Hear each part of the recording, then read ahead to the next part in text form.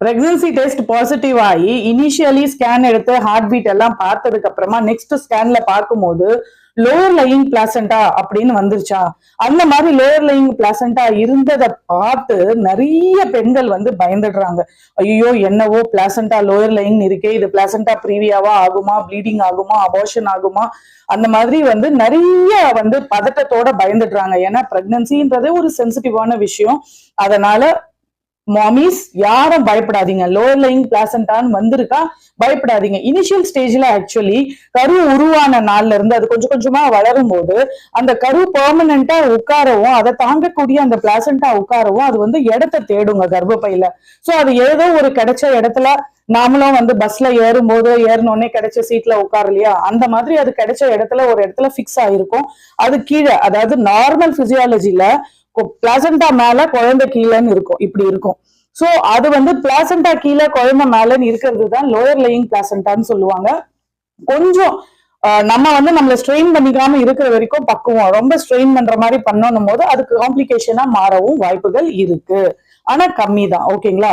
So நாம இதை நினைச்சு ஸ்ட்ரெஸ் ஆகி உங்களுக்குள்ள அந்த ஸ்ட்ரெஸ் ஹார்மோனே வந்து உங்களை காம்ப்ளிகேஷன் கிரியேட் பண்ண வச்சிரும். அதனால பி ரிலாக்ஸ். ஓகேங்களா? பக்குவமா இருங்க, ரெஸ்ட் எடுங்க, நல்லா சாப்பிடுங்க. ஓகே, என்னெல்லாம் நீங்க வந்து இந்த பிளாசண்டா லோயர் லைன் இருக்கும் போது என்னெல்லாம் நீங்க பண்ணக்கூடாதுன்னா கவனமா கேட்டுக்கோங்க. ஃபர்ஸ்ட் வந்து மெயினா வந்து கான்ஸ்டிபேஷன் உங்களுக்கு இருக்கக்கூடாது. நல்ல ஃபைபர் ரிச் டயட் சாப்பிடுங்க. கீரை, பருப்பு, கீரை, காய்கறிகள்.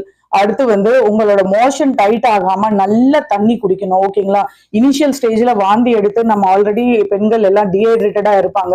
சோ அதுல மோஷன் கட்டவும் வாய்ப்பு இருக்கு. சோ கான்ஸ்டிபேஷன்ல நீங்க ப்ரெஷர் போடும்போது அடியில ப்ளீடிங் ஆக வாய்ப்புகள் இருக்கு. ரெண்டாவது வந்து குத்துக்காலிட்டு, அதாவது ஸ்குவாட்டிங் பொசிஷன் நீங்க வந்து பண்ணக்கூடாது. ஸ்குவாட் பண்ணி ஏதாவது வேலை பார்க்கறதோ, பாத்திரம் பண்ற எடுக்கிறதோ, ஏதோ பொருள் எடுக்கிறதோ, அந்த மாதிரி ஸ்குவாட்டிங் வந்து பண்ணக்கூடாது. மூணாவது வெயிட் லிஃப்டிங், பக்கெட் எடுக்கிறது, ஏதாவது ஒரு பொருட்களை தூக்குறது, குனிஞ்சி துணிகளை வந்து வெயிட்டா தூக்குறது, அந்த மாதிரி அடி வயிற்றுக்கு பிரஷர் கொடுக்குற எந்த வேலையும் நீங்க பாத்துக்காம பக்குவமா இருந்தீங்கன்னா லோயர் லைன் பிளாசண்டா உங்களுக்கு ஒரு பிரச்சனை இல்லை, பயப்பட வேண்டாம். 10ல் 6 மதர்ஸ்க்கு லோயர் லைன் பிளாசண்டா இப்ப இருக்க காலகட்டத்துல வருது.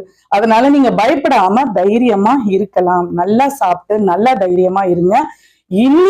இனியும் உங்களுக்கு ஏதாவது டவுட், வேற டாபிக் பத்தி கேட்கணும், கைடன்ஸ் வேணும் அப்படின்னா கிருஷ்ண கர்ப்பிணி Kendra, I am Major Prema, is always ready to guide you. Approach me at any time.